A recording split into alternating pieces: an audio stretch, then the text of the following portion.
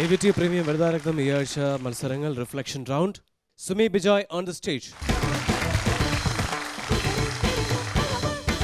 Good evening. Good evening. സുമിയുടെ ഒരു വലിയ ക്വാളിറ്റി എപ്പോഴും വളരെ പുഞ്ചിരിച്ച മുഖത്തോടെ വരത്തുള്ളൂ. Thank you. ഈ ചിരി, ഈ ഒരു സന്തോഷം, ഈ ഹാപ്പിനെസ് എപ്പോഴും പെർഫോമൻസിലുണ്ടാവട്ടെ. എന്താണ് റിഫ്ലക്ഷൻസ് റൗണ്ടിലുള്ള കോൺട്രിബ്യൂഷൻ? ഞാൻ ചെയ്യാൻ പോകുന്നത് എൻ്റെ സൂര്യപുത്രി എന്ന ഫിലിമിലെ അമല ചെയ്ത ക്യാരക്ടർ. എനിക്ക് ഒരുപാട് ഇഷ്ടപ്പെട്ട നടിയാണ്, പ്രത്യേകിച്ച് ക്യാരക്ടർ. അപ്പോൾ നന്നായിട്ട് പെർഫോമൻസ് ഉണ്ടാവാൻ സാധിക്കട്ടെ. ആശംസകൾ. Thank you. Looking very young. Thank you so much.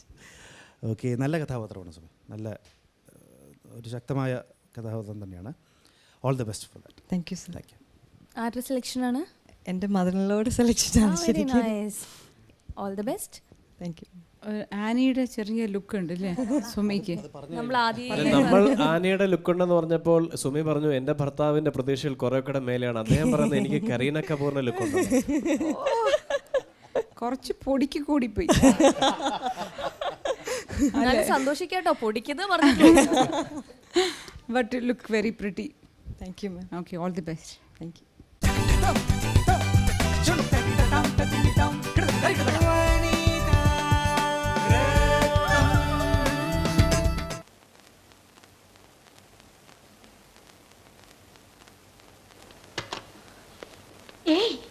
എഴുന്നേക്ക്. പ്രിൻസിപ്പലിന്റെ മുറിയിൽ പോലീസും ബഹളവും. എന്താ കാര്യം? സെക്കൻഡീസിലെ രമണിയില്ലേ, ആ കുട്ടി ആത്മഹത്യയെ ശ്രമിച്ചു. എന്തിന്? പ്രണയനായ രാശിയും. എന്നിട്ട് ചത്തോ? ഇല്ല, സീരിയസ് ആണെന്നാ തോന്നേ. ഹോസ്പിറ്റലിൽ ഇൻറ്റൻസീവ് എല്ലാരും വിളിക്കും, നമുക്ക് പോകാം. ആരെയും ഹോസ്പിറ്റൽ പോകാൻ പ്രിൻസിപ്പൽ അനുവദിക്കുന്നില്ല. അനുവാദം ചോദിച്ചിട്ടല്ലല്ലോ നമ്മൾ പോകുന്നത്. ജയന്തി, നമുക്ക് കണ്ടു പരിചയമെങ്കിലുള്ള കുട്ടിയല്ലേ. ചാകുന്നേരം നമ്മൾ അടുത്തില്ലെങ്കിൽ ചത്ത കഴിയുമ്പോൾ അവൾ എന്ത് വിചാരിക്കും? ബാ റെഡിയാ പാപ്പോ.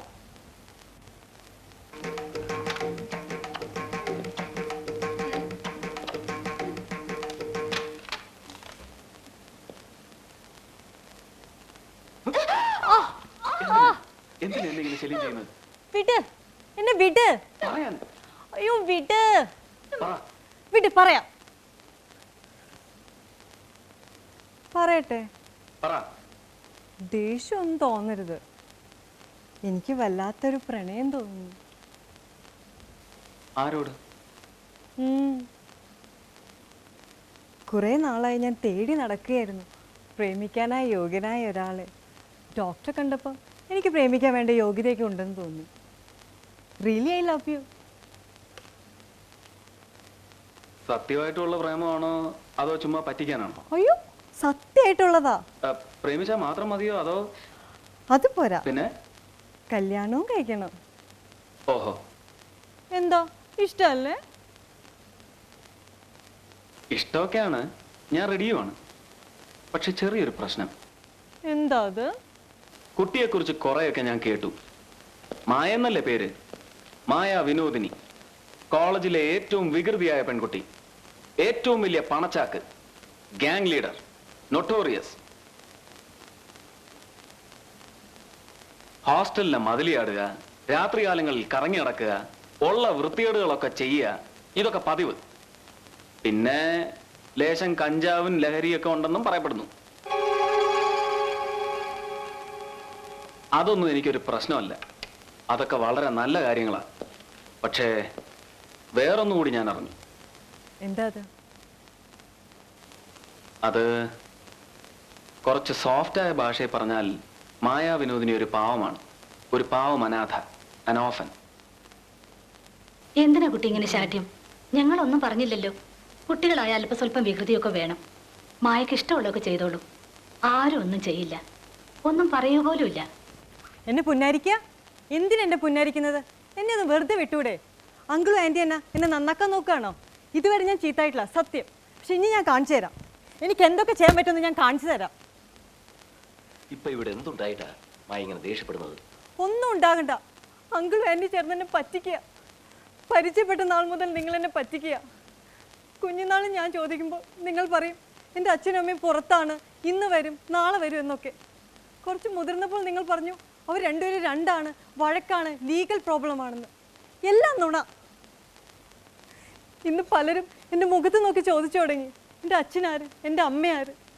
എനിക്കറിയണം അവരാരാണ്, എന്തിനാണ് എന്നെ അവർ കാണാൻ വരാത്തത്. ഒരിക്കലെങ്കിലും എന്നെ വന്നൊന്ന് കാണാൻ പറ. എന്നിട്ട് എന്നെ വേണ്ടാന്ന് പറഞ്ഞ് പൊയ്ക്കോട്ടെ, എനിക്കൊരു ചുക്കുമില്ല. പക്ഷെ എനിക്കറിയണം എന്തിനാണ് അവർ ഒളിഞ്ഞിരുന്ന് പറ്റിക്കുന്നത്. ഒരിക്കലെങ്കിലും എന്നെ ഒന്ന് കാണാൻ പറ. മാസം മാസം തോറും എന്തിനാണ് എൻ്റെ ബാങ്കിലേക്ക് പണം അയക്കുന്നത്? അങ്കിൾ എന്തിനാ എനിക്കും അവർക്കും ഇടയിൽ കിടന്ന് ഈ കളി കളിക്കുന്നത്? എനിക്കറിയാം അങ്കിൾ എൻ്റെ ആരുമല്ല, ബന്ധുവുമല്ല, മിത്രവുമല്ല.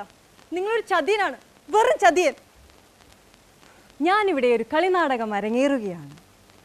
എൻ്റെ ഈ കൈകളെ ഒരു ചിറകുകളാക്കി ഒരു തത്തയെ പോലെ, തത്ത വേണ്ട, മാടത്ത ഒരു മാടത്തെ പോലെ തകർക്കുകയാണ്. ഇവിടുത്തെ പ്രിൻസിപ്പളിനും കുട്ടികൾക്കും അറിയേണ്ടത് ജനാൽക്ക് ഇന്ന് പഠിച്ചുകൊണ്ടിരുന്ന മായ വിനോദിനി കാൽ വഴുതി താഴേക്ക് വീണു എന്നാണ്. ആ ഡോക്ടർ ശ്രീനിവാസൻ അറിയേണ്ടത് പ്രണയനൈരാശ്യം മൂത്ത മായ രമണിയെ പോലെ ആത്മഹത്യക്ക് ശ്രമിച്ചോ എന്നാണ്. ഉച്ചവരെ നിങ്ങളുടെ പ്രിയപ്പെട്ട പക്ഷി.